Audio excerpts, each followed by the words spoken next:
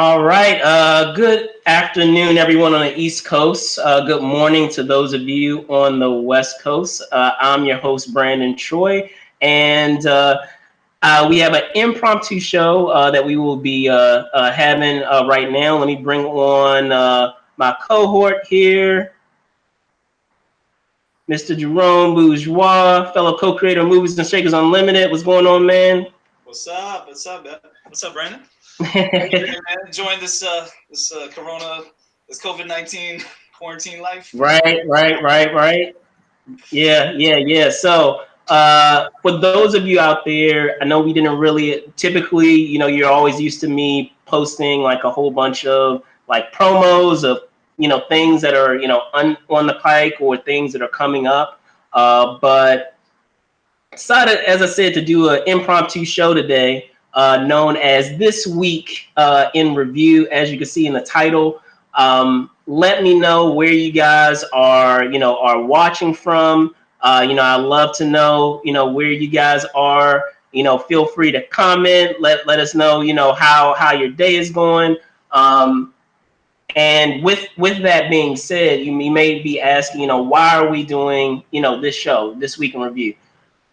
With everything that's going on in the world right now, there's so much to digest, so to speak, within a week, especially in the world of entertainment, based on how many things are going frequently and constantly changing, especially with all the different protocols that we see, happening on sets. We have a social distancing and how, everything that's happening in the world is impacting, what we're seeing in the industry and at the world at large. So for that reason, outside of having, potentially having, our website that comments on, press releases and various things that happen day by day, I thought it would be fun, to still do a show, or I should say both of us, to do a show that allowed us to still review some of the things that might happen, because maybe weren't able to hit everything. It happens. We're able to hit everything that happens over the course of a week.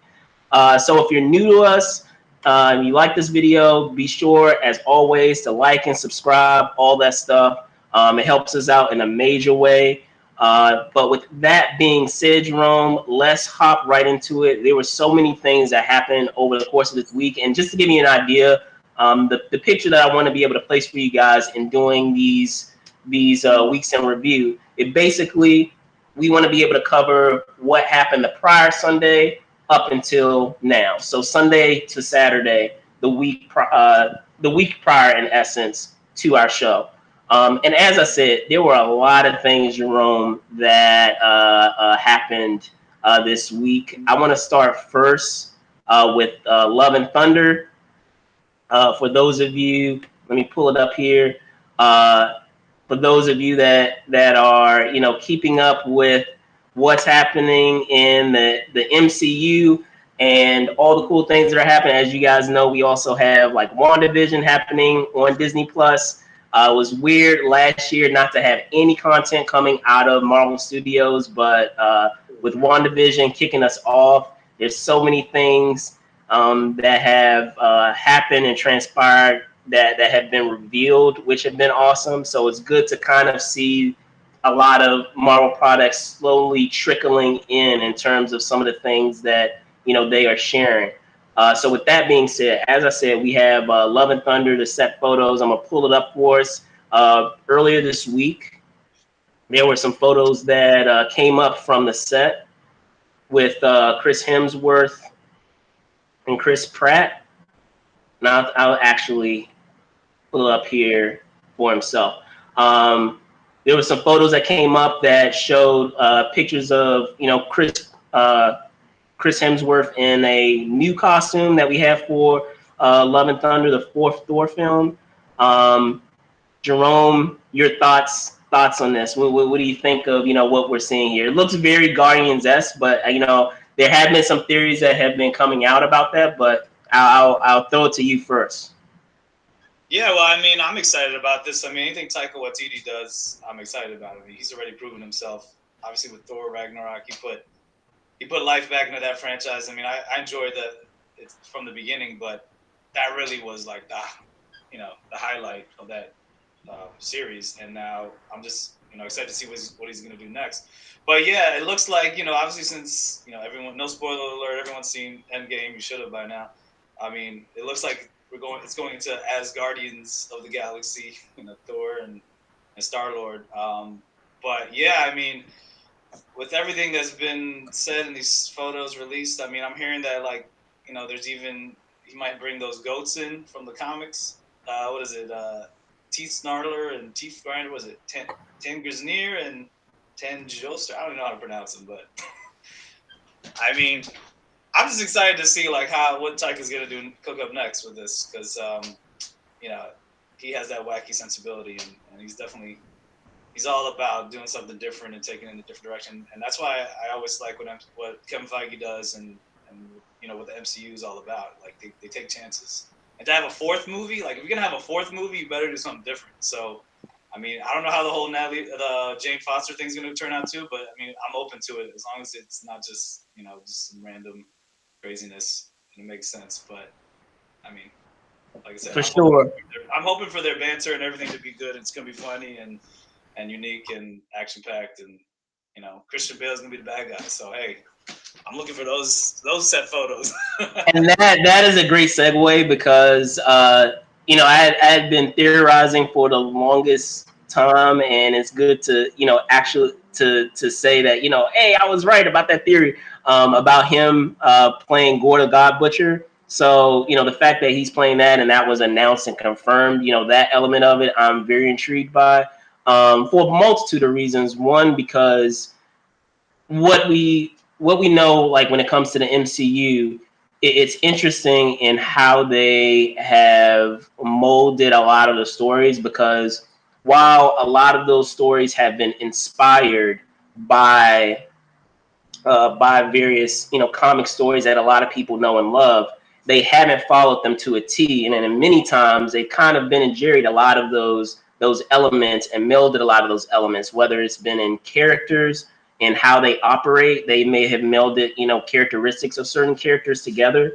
or even in storylines itself, where you have, like in Thor Ragnarok, for example, you have that story of Ragnarok, but you also have World War Hulk and that element happening to a degree, as well. So I'm interested to see what they're going to do with Gordon the God Butcher. I don't know how familiar you are with them, but it's a fascinating character, and I'll be interested to see how they pull off some of his abilities, because in that same respect of what I was just mentioning, they've done elements of it already, with Hela, to a degree, with how her powers work. So it'll be interesting to see how they execute that. But before I hop to the next story and talking about this outfit, at first glance, it seems, obviously, just as you said, that it's in his travels of being with the Guardians, because as we last saw him in Endgame, they were traveling together.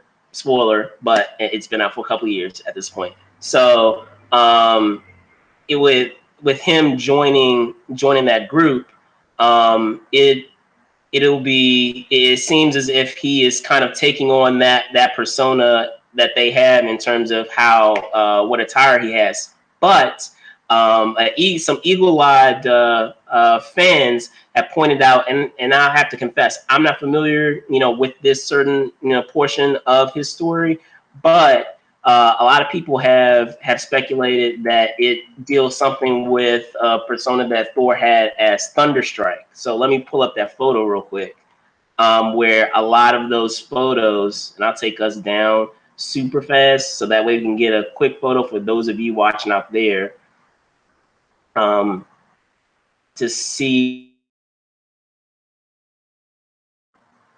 what we have here with these two photos, where it very much looks like the outfit that we have here is taking inspiration from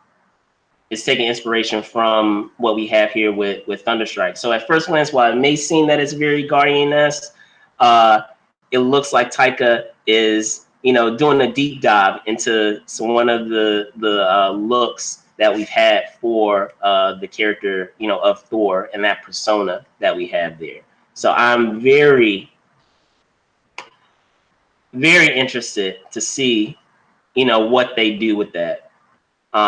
I don't know, Jerome, if you're familiar with that run of the character. As I said, I'm not, but I'm interested to see. I'm planning on doing some more research and finding out about it. But it's interesting to see that they're diving that deep. Because from what I understand, and those of you out there, correct me if I'm wrong, but in doing reading up about it slightly, I understand it was a character or persona that Thor had during the run back in the '90s. So very interested to see what they do with that.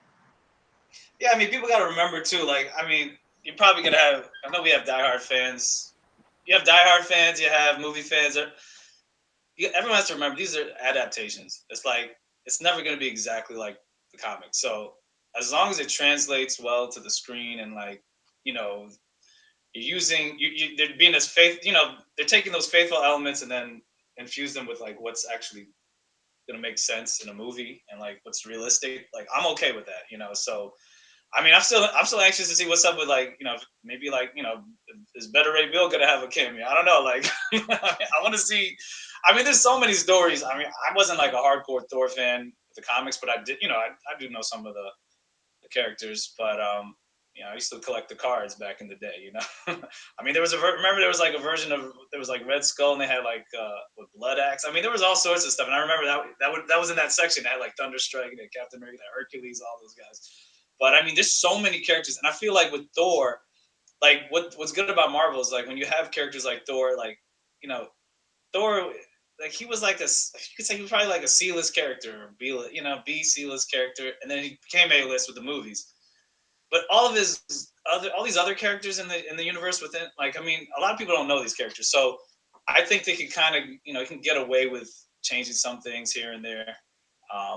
And if it fits the story and it makes sense and it's a word that like these characters, if they're like a worthy adversary for Thor or just they serve the plot well. But yeah, I mean it's gonna be interesting. You have Jane, it's gonna have a female Thor in here. You have the Christian Bale character as a villain, and then and you have the Guardians of the Galaxy. I mean, it's gonna be a really interesting mix. I mean, and how it.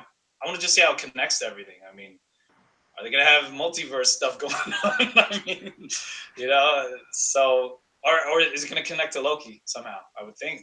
I don't know. Maybe. So For sure, for sure. And it's interesting too, and then also thinking about, connecting all these dots and not only talking about, being able to theorize, who the villain was. Not too long ago, I'm trying to remember what, I guess it's been maybe 2 or 3 years now. If you recall, we spoke with the writer, of this storyline of Mighty Thor, Jason Aaron. So, I'll shoot the link over in the comments for you guys. But it's funny to have all these things that that you were talking about come to fruition. Where I was like, hey man, what if they ever do your Mighty Thor storyline? What are your thoughts on that? And he like at the time it seemed like we would never get to that story. I mean, shoot, like I didn't even think we would ever get to what we have here in WandaVision. I'm not going to go into details about it, but like in terms of like the story beats and that they have, some of those story beats that you have for Wanda in the comics, we're starting to see now on the show, and I had no idea that we would get that zany. Like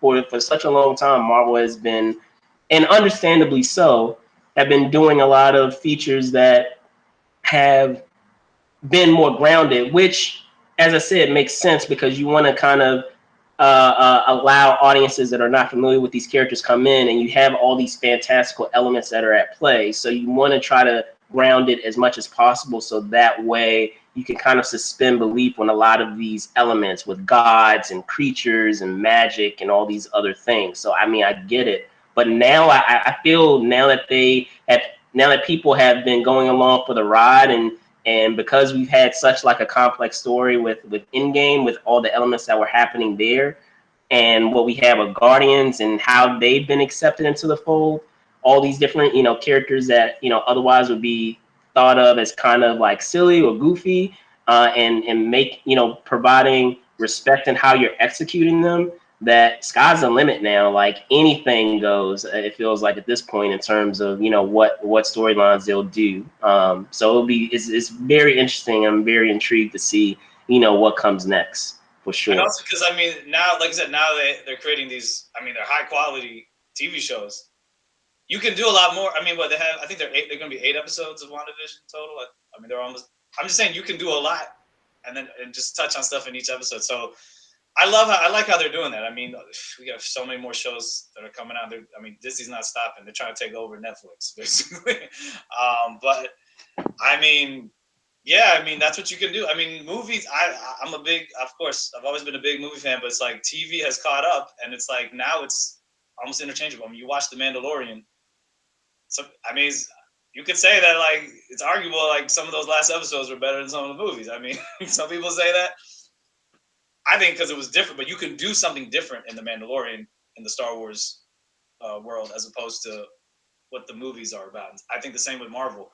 You get some of these even more, abstract characters or just not as popular characters go into these storylines even deeper, and then it makes the fan base even more excited to watch these stories come to life. And then as they get intertwined with the movies, it just makes it even more interesting because I mean, I feel like you have. I mean, maybe I don't know. I feel like still everyone's gonna feel like they're required to watch these shows, but I mean, maybe not. I mean, we'll see. I mean, it looks like I'm still gonna watch everything, but at the same time, I don't know. Like it's almost like you could just spend that time just to get in that world a little bit more. But if you're just a fan of the movies, I don't know. Well, I don't know. Is it gonna really affect stuff? So it looks like it is. So might be required watching for every Marvel fan. As opposed to like the Netflix shows, which didn't do as much with those Marvel ones, even though I still like those too. But For yeah, sure.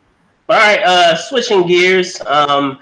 Unfortunately, with this week as well, we did have some folks that are no longer with us that have passed. So I wanted to be able to hop into that. We had actor Dustin Diamond as well as Christopher Plummer. Unfortunately, passed away over the course of this week. Plummer more recently, I want to say, yeah, more recently, and Diamond earlier this week. Uh, for those of you out there, especially if you are 90s kids, the big thing, even though Diamond has done other things that people likely most remember him from is Saved by the Bell. So with that, as I said, you have Dustin Diamond passed away at 44, which is young, considering everything there. Um, and also legendary actor, Christopher Plummer as well, passed away also. So and as I said, with Christopher Plummer, you probably have seen his face on tons and tons of things, from a multitude of projects. He's played, iconic characters throughout the course of his career, be they good, be they bad. He's played like some of the characters that he's played that have been memorable for me have been villains that he's played. Well, for some reason, brings great nuance into a lot of his characters, especially those that are far more nefarious. So, with that being said, Jerome, what are your thoughts on these two people that we've lost this week, these two artists that we've lost this week? yeah. I mean, it's really sad. I mean, Dustin Diamond, he was only 44 years old, and it's I mean, he died of cancer. I mean, it's sad. It's just sad people dying at a young age. I mean, I know Christopher Plummer. He obviously died older, so he definitely had a good run. But I mean, anytime you lose someone who's beloved, and especially as an actor in the entertainment world, or just someone that you grew up with or watching on TV or in movies, it's always sad. But going back to Dustin Diamond, I mean, I'll be honest with you, I'm not a big sitcom fan. Like I really don't like most sitcoms. But there's only two. There are really two that I made an exception for, like Fresh Prince of Bel Air and Saved by the Bell. I don't know, something about Saved by the Bell, nostalgic, whatever. I mean, that was like the only sitcom that had to do with like when I remember being younger, just watching. I was like, oh, this is what high school is gonna be. Be like. and then seeing like you see Zach Morris with that big phone and just I don't know, just it was it's like after school special type of show that's funny, kind of relatable, but for some reason I don't know, just that was entertaining. It was just something I look forward to, and like he was, I mean, of course he was like the stereotypical nerdy type of character, um, but I don't know, it just worked though. It was just really entertaining, interesting, and when he did finally like kind of like was successful with Lisa, you're kind of like, oh, okay, or somewhat. You're like, oh, okay, some chance for like the weird dude. But nah, I mean like that. I grew up on that show, like I said. I really thought I would always think like, is this how high school's gonna be? Right. When I was like, high school, and then when I got to high school, I was like, it's not the same. What happened? No, this is not Saved by the Bell. Whatever. It's like, but dude was. I mean, he's one of those characters I always remember. Yeah, for sure. I mean, just like you were saying, just that nostalgia aspect. For those of you out there, like I said, 90s kids, growing up watching cartoons, man, like for those of you out there, please write in the comments like some of your favorite things from Saturday mornings. I miss my cartoons, man. I don't know about you guys. Like, I remember, getting up in the morning, like super early, like 6 a.m., and like watching my whole lineup of like cartoons. Like those of you out there, y'all know what I'm talking about. Whether it was, let me see, the Spider-Man animated series, the Oh yeah, Fantastic that was good. The Four, Pokemon was good too. the Phantom. I don't know. I'm gonna go real obscure for y'all. I don't know if y'all remember the Phantom when that came out. Cops was my joint. Cops and crooks. And I mean, even other things too. I mean, I remember that the X-Men used to close off. For those of you who remember, like Fox, like X-Men used to close off the lineup of cartoons that they had that day. I mean, you had Goosebumps, Batman Beyond, man, like Jackie Chan Adventures. Like I can go on and on about all these like awesome cartoons that were a part of my childhood and watching. And I remember certain shows that live action shows that would close off, as I said, that lineup. And I mean, Saved by the Bell was one of them. I would switch over to what was it, NBC, and watch Saved by the Bell. They would have reruns during the week, but they would have those new episodes that I would watch over, if I remember correctly. That they would happen over that weekend. And even I'll go another obscure one with you for those of you out there. I don't know if any of you out there remember WMAC Masters. That used to be my show too. Like I know Jerome, you laughing, but all the yeah, you know what I'm talking about though. Like I don't know if you know what show I'm referencing, but those of you out there know what I'm talking about. It was like a live action martial arts show where they like it was almost like WWE, but with martial arts. So like they created all these stories with each of these characters that were a part of this tournament, and it was all live action. But they did like martial arts. So those of you that are a little too young to remember that, YouTube it. Show is awesome. Like it's a little obscure, but I remember that show. As I said, like a lot of these live action shows, whether it's this, whether it's Saved by the Bell and others. So. But yeah, as I said, incredibly sad, to have these two artists that we, lost over the course of the week. Condolences to family and friends, as always. And yeah, as I said, super sad stuff. All right. So moving on, guys, to our next story. And I'll let Jerome take the lead with this. We did have some nominations with some of our industry leading award shows this week. So we had the Golden Globes and the SAG nominations. So Jerome, I'll punt it over to you. Yeah. Well, I'll say the most significant. I mean, it's always obviously. I respect anyone who gets. If you just get nominated, is a big deal. So shout out to everyone who got nominated for Golden Globes, SAG. I mean, it's a tough industry, and obviously sometimes there's political reasons why people get nominated. But this year is really significant, specifically. Well, yeah, for both, but specifically the Golden Globes. It's the first time we've had 3 female directors being nominated in 1 year. Like that's a big deal. And it's the first time you have a female director of Asian descent, Chloe Zhao for Nomadland. and then you also have Emerald Fennell for Promising Young Woman, and then Regina King for One Night in Miami. I mean, I think it's really amazing, especially like, well, Regina King, like she's come so far. I mean, she's been acting. I mean, she's been directing stuff for like, she's done like TV episodes and stuff also, and she's been acting for a while. But like, I mean, for her debut feature to come out and get nominated, I mean, that's amazing. And then Chloe Zhao, fellow NYU alum. I mean, got a shout out. And it's funny if you watch the, I think it was the Hollywood Reporter. They had like the roundtables. And she talked like, and Spike Lee's out there, and she's like, "Yeah, Spike Lee was my professor there." It's like, yeah. So, but no, it's great though.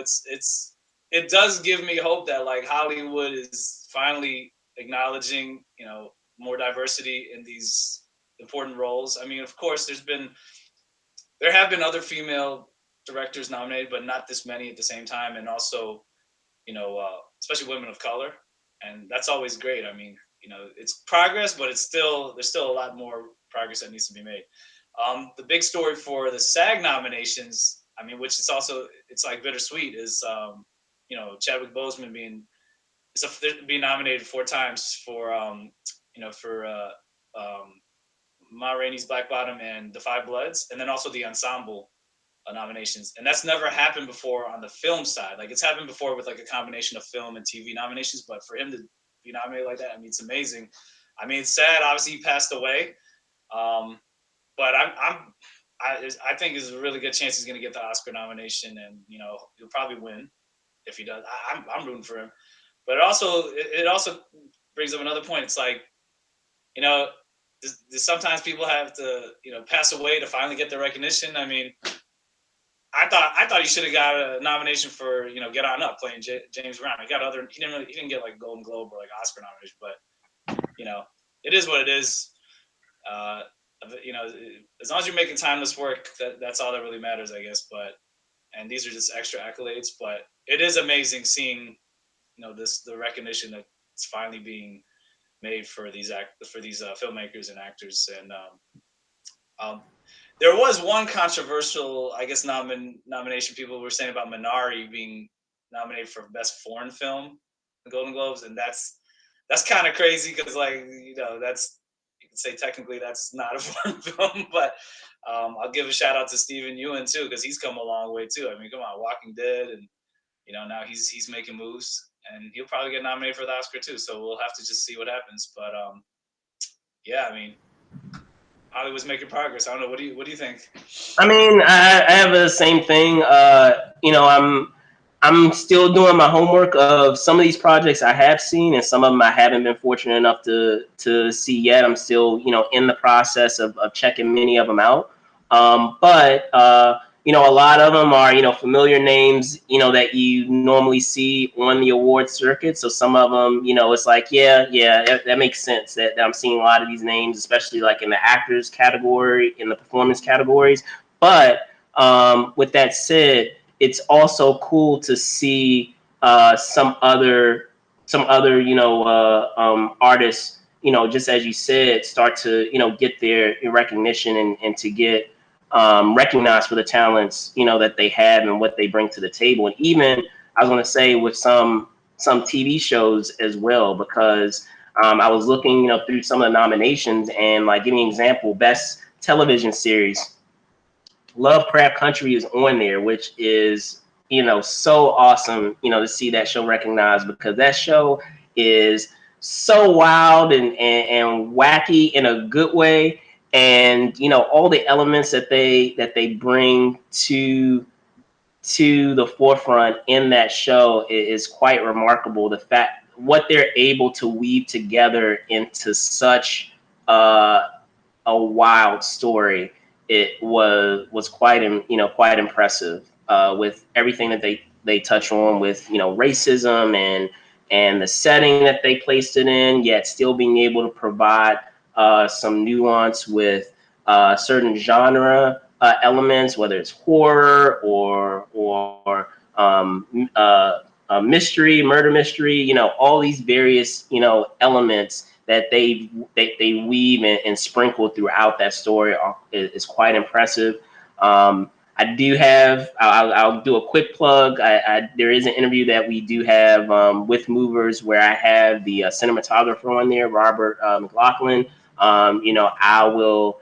I'll try to see if I can send you guys the link for that. It's quite fascinating to hear it on the other side as well, as someone who is shooting these episodes and observing these performances and also taking in a lot of the world building that's at play, whether it's with not only the script but also with the sets as well. So I definitely recommend you guys check that out. As I said, I will find the link for you guys and share with you guys in the comments. I don't know if any of you guys have checked out some of those nominations or were there when they were announced. Feel free to share your comments on your thoughts on it as well. All right. Mandalorian got nominated too. Oh yeah. Also, I got to shout out Ludwig Göransson. I hope he wins for Tenet because his score was amazing. Anyway, that's my guy. But definitely. Yeah, it's good to see people at least get the recognition. We'll see what happens, but it's a start. Oh yeah, and also just to top it up, just talk about like Golden Globes in general. This is that one year where everything is pushed back. I mean, they're gonna be. I want to know how this show is gonna be like. Are they gonna just pull out are they gonna get an award at their home? Be like, yeah, just like with the Emmys, like I won. I'm in the bathtub or something. And it's like like how the Oscars got pushed back to April, and it's like the Grammys already got pushed back, and it's like I know they're not gonna have. They try to claim they're gonna have a limited audience. BS. It's all gonna have to be some virtual version, like like the inauguration was, or whatever. Or was it the Emmys or the BET, whatever award ceremony was last year? So I find it kind of funny how they're just like, we'll push it back and see what happens. Like it's still gonna be virtual, but definitely. And I mean, it'll be interesting too to see how they. I mean, there's a potential for them to really have fun, with that circumstance if they were really creative with it. So it'll be interesting to see how they execute that and how they'll approach it. Under the circumstances. So because I mean, as I said, there are definitely ways that you can kind of have fun with that. The fact that it is a virtual. Now, with that being said, I know before I was talking about, some we were talking about Lovecraft Country, and I feel like that would be a great segue to our next story that I want to touch on. Apparently, guys, we are getting an Uno movie. Yes, an Uno movie. You're not not there's not a you're not mishearing that. We are getting, as in the game, we are getting an Uno movie. So, with that being said, JB, Jerome, thoughts on us getting an Uno movie? I know this is my idea to talk about this, but I feel like this is a good example of how intellectual property, where Hollywood is looking for their intellectual property to base content on. And it's like this one. I mean, when I saw a story, I was like, we gotta talk about this. They're like Lil Yachty, the rapper. He had like he used to have those pink dreads or whatever. I don't know. He changed his hairstyle now, but he's developing an action heist movie based on the card game Uno. And it's supposed to be set in the hip hop world of Atlanta, and Mattel Films. And I'm just like, I'm just wondering, like, hey, I'm open to seeing any type of movie. You can make a good story out of it, whatever. I mean, it's fine. But it's just funny. It's like, you had Hasbro, after Transformers was really big, and they made what, 5 movies already, or they're doing, 6 with the spinoff. And it's like, I almost feel like it's like, hey, once you have one property that works, then they're trying to figure out what else they have in their pipeline that they can turn into a movie. Even though I don't know if it's always a good idea, but you never know. I mean, they can surprise you. And this just reminded me of back in the day. I remember there was a story about there was supposed to be a Monopoly movie that Ridley Scott was attached to. I don't know what happened with that, and who knows what happened. But the only reason why I could see something like that working is I remember, unless it had to do with that HBO documentary McMillions, I think that's a good story. I would love to see that turn into a movie. But with Uno, I mean, I don't know. It's like, I know there was a Ouija movie. I never saw that. And it's like, I mean, what's next? They're gonna do like Scrabble. I mean, I mean, there's so many different board games. I mean, like I said, if you have I just feel like if you're gonna have a movie based off of some sort of card game, board game, whatever, I feel like it needs to really, like, if it ties into something that maybe happened in real life that was really ridiculous, like that McMillian story, like that is a story there because that was a scam and there was gangsters involved and regular people trying to win the money. They won the money and then they're like, oh, I'm rich, and then they got indicted and all. Like, I mean, FBI's involved. I mean, that's like a story. Like, that's interesting. But if it's just like, hey, you're gonna make an animated movie with the Monopoly guy or something, and then people, I mean, I don't know, or is it gonna be like there was supposed to be a Barbie movie once? I don't know if that happened, a live action Barbie, or they were still doing that. So it's like, I feel like if there's really a compelling story, or if it's based off of something real that had real conflict that makes it interesting, because it's not just about that, or you somehow really create something within that world that's interesting, I'm open to it. But if it's like you're just making something based off a brand that people know about, and it's just to make it, I'm like, where has Hollywood gone? I mean, it's like we already have almost everything we see that's coming out made from a major studio is either based off of an older TV show or an older movie, and they're remaking it, a book, you know, or they're making new books, and then let's make another one. Or now, and you have video games, and I'm like, now we have board games and card games. Like, what's next? I mean, so I just think it's an interesting example of, yes, try to all these brands are trying to extend their branding into now feature films or TV shows or just content. But does it really make sense, or are we just trying to just make money? And it's because we've had other things work, and it's like Transformers works because that also, like, that was a TV. I mean, that was that was toys that were cool as hell. Like, they could transform. It was an animated show. Yeah, you had a good gimmick. Yeah. And then the movie, I mean, I like some of the movies. I mean, maybe not all of them were great, but like I liked at least like 3 of them were like I thought were really good. And like it was, they made it work. Or actually, it was probably 4 I liked, but yeah, I mean, or no, actually 3. But yeah, it's like, I don't know, Uno. Like, at least Ouija, even though I didn't watch that movie, it sounds like I understand why that could be a horror movie. Okay, I can see that. But Uno, I'm just like, I really want to know what. Honestly, like at the end of the day, like while at first glance on paper, it seems like why are we getting this? I I'm receptive enough and I'm open enough to say, you know what, I will wait to see, how they approach it and how they execute it and how it's going to come about. Because who knows? Maybe I'll see a trailer for it, and whatever element they set up, I hate when, or hate is a strong word, but I really don't like it when there's a concerted effort, and I understand it's a necessary component of storytelling, is when there's like a gimmicky plot device so hopefully, there's an interesting angle that they're doing, but uh, it's not like too off the wall, where it's something that I can kind of go with, where it can make sense. Like, okay, I can see that, I can picture that among what they're trying to explain within the world of, can't believe I'm saying this, but within the world of Uno. So we'll see. I don't know. Maybe there is some interesting angle that they're able to find. Only time will tell, of course. But yeah, we will see. I'm willing to be objective and open-minded to see what they come up with. Maybe this film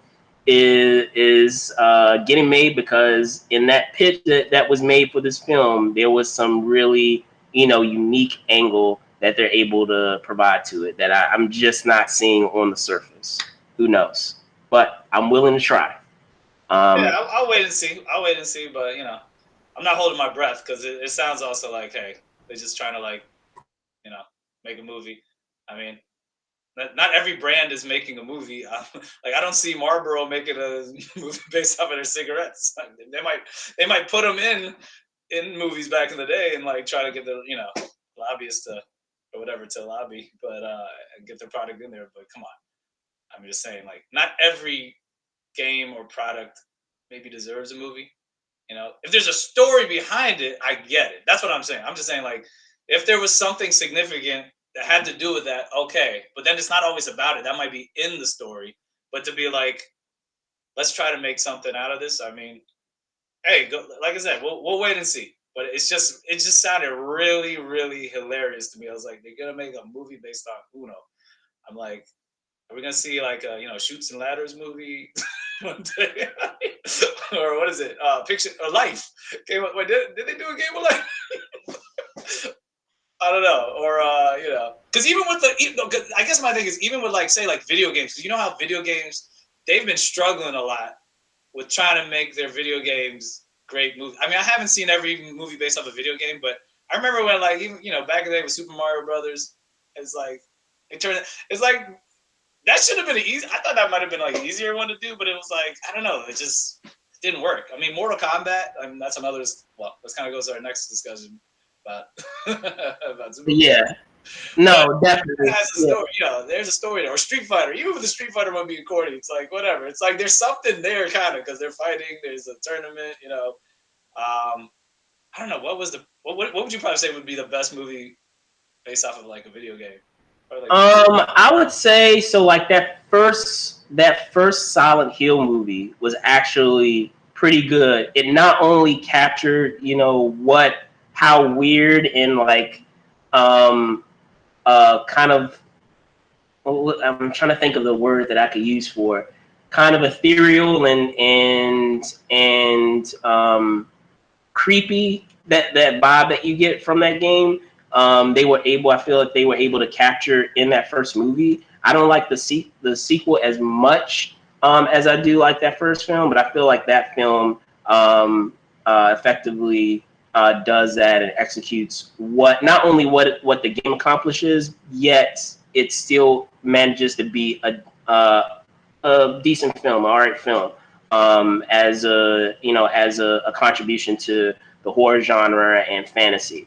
So I mean, you have that film. I mean, we talked about it off stage, but I mean, Mortal Kombat, of course, holds a special place, in my heart. That first movie, and remembering, seeing it in the movie in the first time, movie theater the first time, and not knowing, what was to come or things that I would see and surprises that they would show that were like Easter eggs to the game, and watching it and being like, oh, that's so and so, or oh, they did that move, or like, all those like moments that I remember fondly in seeing, that film for the first time. And even like, you remember how popular the theme song was, and not expecting to hear it like right at the top. Like they at the beginning of the film, they're like, listen, we're going to throw you right into, the world of this game. So, instead of us having, kind of a run by the numbers type of intro, no, we're going to blast you with the theme song like right from the jump. And, we're going to like knock you over the head with the awesomeness that is about to come, with not only the fights and the special effects that we have. Mind you, I know some of them haven't hold. If you watch the film now, even though I enjoy the film, a lot of for that time. Yeah, you're right. It's not as good as some of the other stuff. Yes. My issue with it was PG-13 though. That's why I hope it's better. But come on. The only thing I will say, I like Mortal Kombat, of course. It did what it did. But I was like, man, I wanted to see people. I wanted to see Kano rip someone's heart out, man. I wanted to. I wanted to see Sub-Zero. Like, I wanted to see those finishing moves. Like, come on.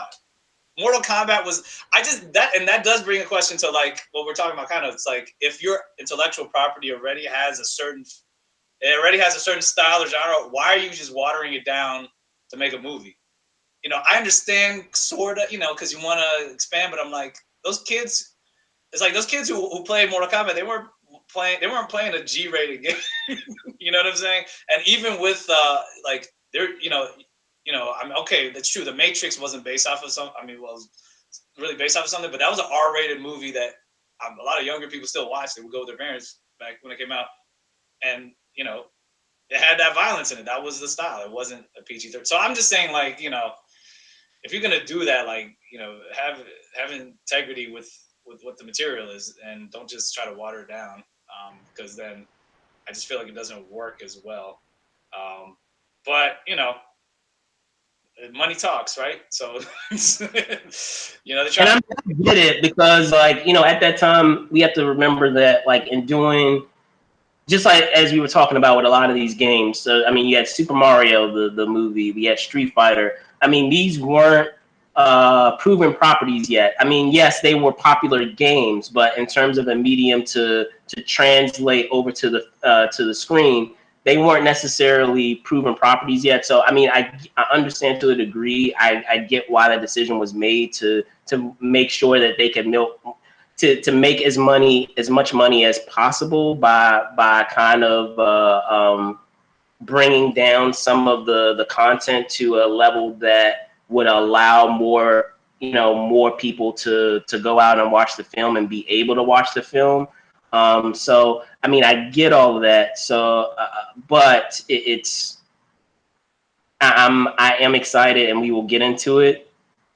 I am excited, I'm just saying the prime example. Look how successful Deadpool and Deadpool 2 are. They didn't water that down. And you think everyone who watched that movie was just adults? I mean, in case in point, I'm just saying those movies made a lot of money. But I'm saying, water down Deadpool. Case in point, Jerome, to what you're saying, because we've had those properties, we've had a Deadpool now, we've had an R-rated Joker, because we've had those successes. Thanks in large part to those to those movies, to Blade did well back in the day too. Blade as well, yeah. I was going to say, I was going to touch on Blade. Blade did well back in the day too. They just gotta take a chance. Yeah. But I'm saying, thankfully to those projects demonstrating. But I'm saying, thankfully to those projects are demonstrating that you can have a successful film in that realm still be successful. I'm glad that with the new entry or the reboot, so to speak, I know we were talking about reboots that we're getting, that it will be closer to the style and the feel of the game. But before we get to that, because we want to close off with that, we do have one more story that we're going to touch on, and let me bring it up now. So we are apparently also getting, talking about all these projects that are, coming to us. We are getting a Gamestop a film as well, talking about the story that we have, with Gamestop. So, Jerome, I'll let you start us off. Yeah, I just thought this was interesting, and it's definitely a testament to when something is big in the news. It's also interesting because it's like there's a really big story in the news that's just compelling or whatever. How quick do studios go to try to adapt this into an actual movie or TV show? And I just kept getting these feeds, my Deadline and Variety feeds of news, and I'm like, so what is it? So Netflix, they hired Mark Bowl. He's in talks to write a movie. Like Mark Bowl, he did Zero Dark 30 and Hurt Locker. He wrote those. So you have Netflix, MGM. They land the rights to Ben Mesrick's book proposal, The Anti-Social Network. And Ben Mesrick, I mean, he's already had stuff adapted. He had The Accidental Billionaires, was turned into The Social Network. He had Bringing Down the House, was turned into 21. So he has, and I mean, he might have had some other ones, but those were like the two big ones. And it's like, wow, like MGM's doing that. And then HBO is, they're doing one with Andrew Ross Sorkin, who, he created Billions, the show Billions, and also he did Too Big to Fail, the HBO movie based off of, just the Great Recession, the whole financial crisis as it was occurring and everything. And then they're also doing a documentary. There's also a documentary being made too. So I was just like, wow. I mean, I know it is an interesting story. I mean, the whole idea of like the little guys trying to get back at hedge fund managers and artificially driving the stock up, and it's cool. But I'm wondering what it'd be interesting to see these different perspectives on the story, because it's like this isn't completely over. I mean, we don't technically know what the any like repercussions are going to be too, because I mean, technically, I mean, yeah, people have been, it is interesting to see like the big hedge funds getting screwed over through this, but I mean, there's also, this idea of being able to manipulate a stock or do anything like that, and then, you're making money off of it. Like, I know that I'm sure the SEC or anyone else is, any other regulator is probably looking at it, but see where that would go into play a role in this story. Also, that's also going to be interesting to see what happens. But it just shows is they love, Hollywood loves like these David and Goliath type stories, and to make it relevant, it'll be interesting to see which one comes out first and how will it, you know, how soon they're going to come out. Because I mean, the documentary, I don't know, maybe the documentary might come out. Who knows?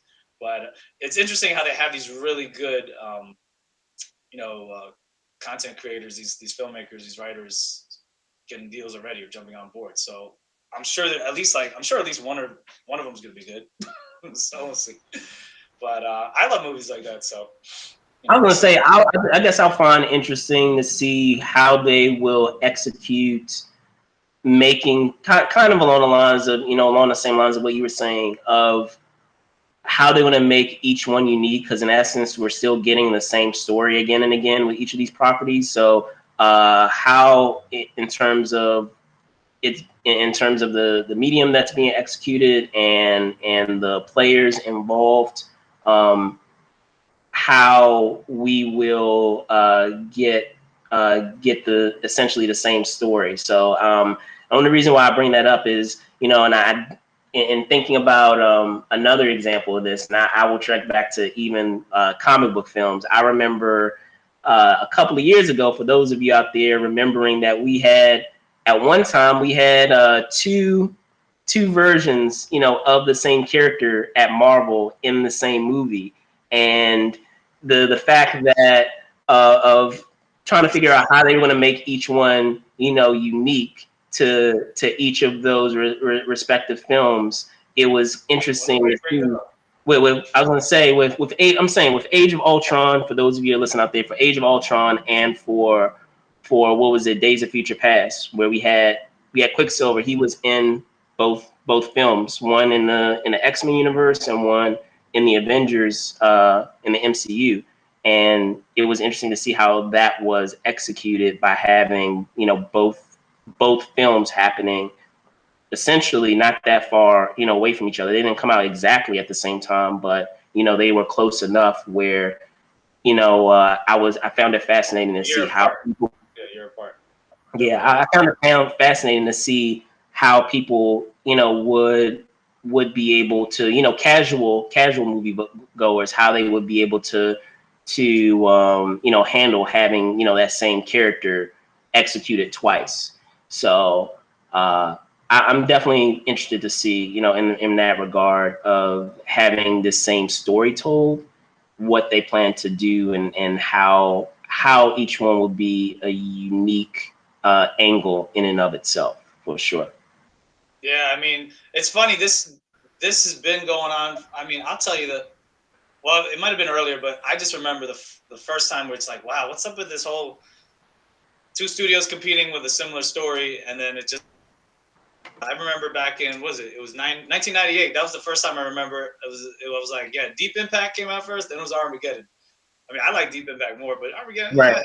yeah, I don't get more, but Armageddon had some ridiculous stuff, but whatever. I still, it was fun, but I like Deep Impact. It was a little more realistic, or seemed realistic. But then you had like what? There was Volcano and Dante's Peak. I'm like, I don't even think I saw right. that. I saw Volcano. I like Volcano, even though it didn't do as well. I like Volcano. Yeah. Yeah, drop a whole bunch of water on the lava. And it'll go. Anyway, and then recently, what else? There was, and then recently you had what? Olympus Has Fallen and White House Down.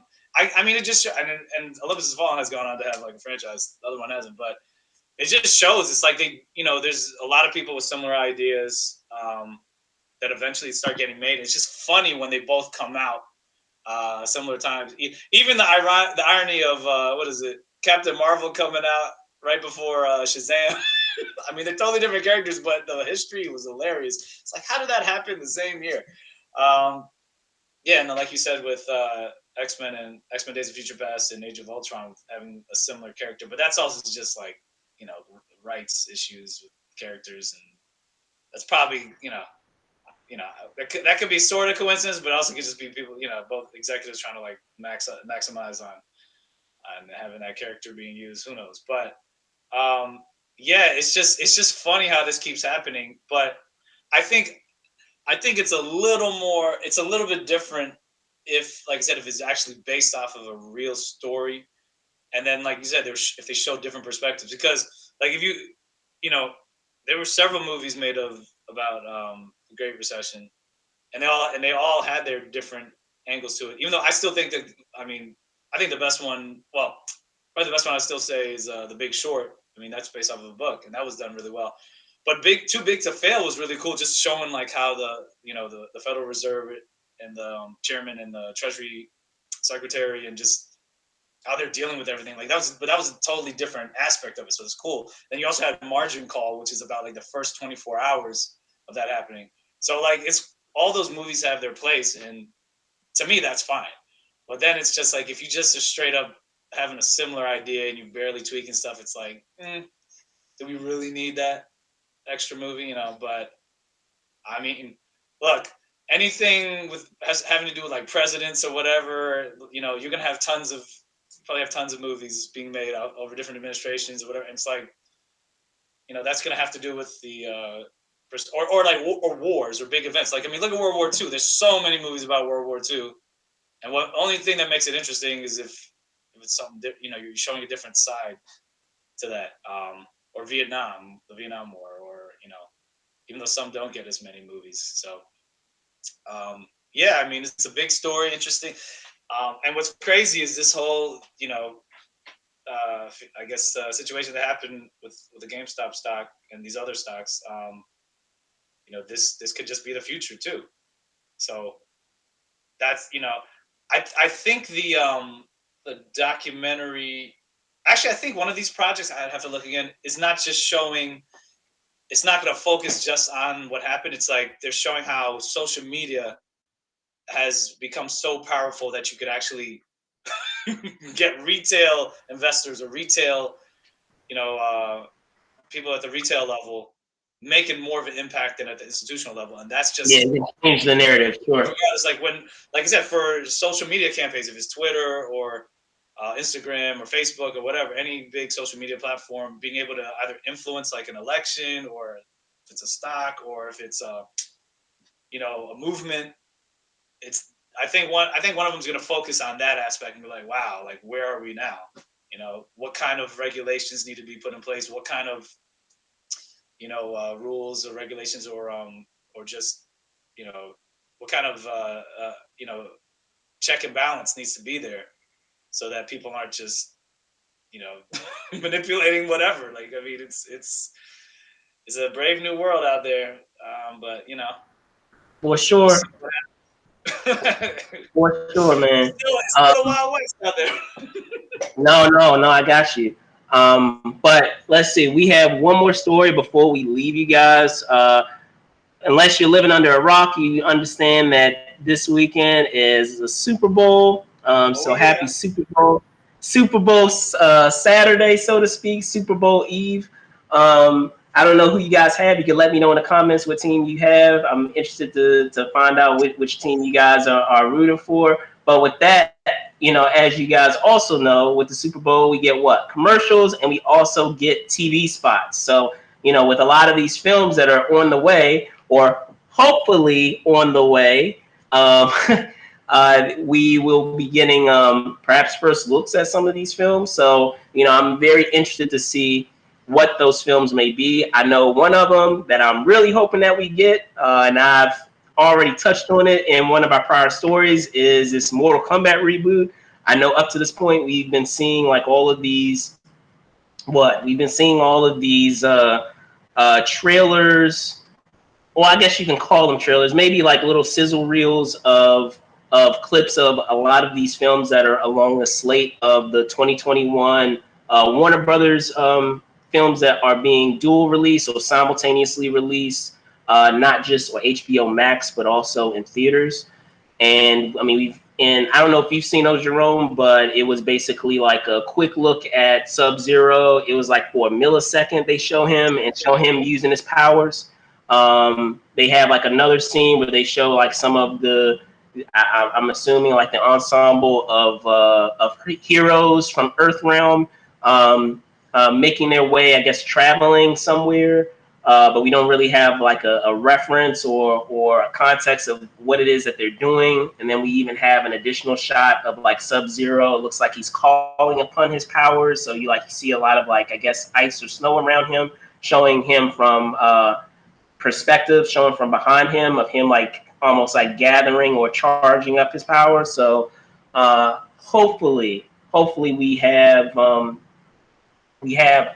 better look at this film and what it entails and the style and all that, because unlike the film that I mentioned before that came out in the 90s, this film will in fact be R-rated, and we will get from those that are involved with the film, we will get legit fatalities, we will get legit finishing moves. So I'm very intrigued about this project, and I want to see Katana chopping heads off. I mean, come on. I'm very intrigued. Listen, like if this can be done the right way, like if you really think about it, when we're thinking about Mortal Kombat, I mean, yes, it's a fighting game, but kind of along the lines of what I was talking about with Lovecraft Country, is it also brings in other like genre elements that, if done right, if executed right, could be, a nice mishmash. Because I mean, you have, if you really think about, some of the abilities and the type of characters that we have, like Reptile and Baraka, like this, I mean, this could be a legit like, horror film and have horror elements too. Sci-fi, martial arts, boom. And yeah, one thing that comes to mind, I was going to say, with the newer games, for those of you that have played some of the newer games, one thing that comes to mind for me, obviously I don't think we're going to get it in this first film, but hopefully, if it's a decent film and it can, jumpstart a potential franchise, we may get, and I want to make sure that I'm pronouncing the character's name, but Devora. I don't know if you're familiar with this character I'm talking about, Jerome, but she's like the one that's kind of like an arachnid, and she like has like a whole like it's so like wacky and out there. But like I'm trying to imagine like some of these newer characters and them being translated to the big screen. It could be pretty. I mean, I love horror films, so for those of you that that are fans of the genre as well and know what I'm talking about, like all the things that entail with her and some of the other characters that are out there, it could be pretty interesting. We could have quite a unique franchise on our hands if they can get this reboot right. So see, but it seems like though it should be more of a TV show. I remember there was like some YouTube series that was kind of cool and was like hardcore, but like I feel like to me it sounds like I mean I'm all for like having a franchise, but I feel like with all those characters and everything, maybe they will turn into a TV series too. I don't know, part of it. Because wait, it's on HBO. Yeah. Well, I mean, HBO Max is trying to compete. Look what they're doing. They're releasing all these movies online. I mean, I know they got a whole bunch of subscribers from Wonder Woman 1984. They're gonna get a lot more, and they probably got more from the little things, or But they want to get more, even more so, just because of what we were talking about before with the nominations. So, like, having some of those having films that are in that slate, pop up in those nominations too. That it's only going to help them. But like I said, for sure, I mean, I'm just touching on one film. I know I spend all this time talking about the Mortal Kombat reboot, but I mean, what we have, The Matrix, we have Suicide Squad. We still haven't gotten anything for Venom, Let There Be Carnage. Like, I'm super excited about that film. So like, hopefully we get other Marvel films, like if the Eternals or even some more from the series. Well, I don't. Yeah, really the film. The films, I think more. I mean, we've seen a lot of Black. I don't need to see any more Black Widow. Hopefully that get released. But the Eternals, that would be cool if they showed anything there. Maybe. I don't know. For sure. And I mean, like I said, I'm just touching the surface of a lot of those films. If there's some films that you guys are excited to see, be sure to let us know, in the comments, what those films are. that you're looking forward to. You know, I'll be interested to see what you guys say. But with that being said, you know, as I said before, was a kind of an impromptu show, if you will. That's why, you know, we didn't really announce it, so to speak. If you enjoyed the show, as always, be sure to like and comment. It does us helps us out a great deal. And you know, maybe we'll think about doing, you know, more of these. We may do a couple of them. We still kind of up in the air. We will see. But if it was something that you enjoyed and something that you know wanted to have every, you know, on a more frequent basis, you know, be sure to let us know in the comments, and be sure to let us you know, just let us know in general of other stuff that you guys are interested in seeing. With that being said, Jerome, fellow co-creator, tell folks where they can find you, man. Yeah, you know, was it, you know, Twitter at Liam Productions, or on Instagram at Liam Productions 21. Of course, Movers and Shakers on Instagram. We got a, you know, website, YouTube. Definitely subscribe. Move and Shake. I think, what is it again? It's like Move and Shake Unlimited. I think it's So Move and Shake, Movers Shakers, yeah, Movers Shakers Unlimited, Move guys, and Shakers Unlimited. Yeah, for but YouTube. yeah, you know, just doing that, and no, you see Brandon. He's our host. But anyway, yeah, you know, like we definitely want to just you know, let us know in the comments what you guys think, and we definitely want to, you know, just give you guys our take on what's going on, because I mean, you know, I know everybody's all cooped up, and you know, they're wishing, you know, they could go out and everything, and you know, just like we do. But yeah, we just feel like we kind of want to just give our take on everything, and eventually when we can go out, you know, try to give you guys some of our you know, our thoughts on the stuff that we cover too, and some of the exclusive access, and you know, any parties or whatever. So this is kind of like, that's our foray, what happened in the week, and also, you know, just how it is, you know, In covering the day events. to day, but what happens in the day to day? Because I know a lot of you guys see all the like glamour stuff, you know, that cool stuff that can happen. Of, oh, you know, I was able to speak to this person, but you know, maybe even some of the mundane things of making sure you have, you know, the when you're on site somewhere, sometimes the equipment doesn't, you know, necessarily work the way you want to, and you know, having to find a way of trying to, you know, navigate through that, or you know, sometimes wires get crossed when you're, you know, doing an event, and you know, just trying to pivot and being able to make the adjustment. So even things like that, as you probably have seen with some of the other content that we do have some show reviews that we will start, you know, doing. You know, it'll start weaving in there here and there throughout the year. If there's particular ones that you want to see, you know, feel free to give recommendations of ones that you like to see. But at least for the time being, right now, we do have American Gods, which is done by our awesome pop culture maven Emily Whitten, doing American Gods, the reviews and of those episodes, and providing theories for the upcoming episodes. Those are normally on Sundays at 6 o'clock. As you will know, if you've been seeing some of our promos, we also have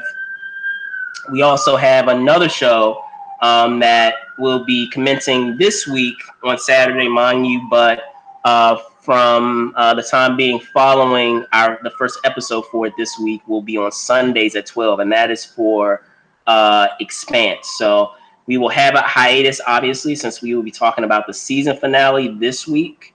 And we will have a hiatus until for that show after this first show. We'll have a hiatus until the final season happening, but those shows will, at least for the time being, unless otherwise announced, will happen on Sundays at 12. And there may be a couple of other surprises that are in store, so you know, keep a lookout. Stay on. Keep up with us on social media. You know, just as Jerome's saying, he gave you some of the places where you can find us. We'll be doing, you know, a lot of live streams for the shows and things, and here on YouTube, the interviews you'll be able to find live on Facebook, but we will stream over episodes over, or I should say, we will send over encores of those live streams from the interviews over to YouTube after they've aired on Facebook. And then other than that, find us on Twitter, of course, at Move and Shake UNLTD, on Instagram at Move and Shakers Unlimited, and of course you can find me, Brandon Choi ENT, on Twitter, and Brandon Choi _ENT on Instagram. Thanks so much for watching. Be safe out there, and look forward to seeing you soon as we have some great hosts coming up for our breakdown of The Expanse, the season finale of The Expanse, in about an hour. So see you soon for many of you. Peace.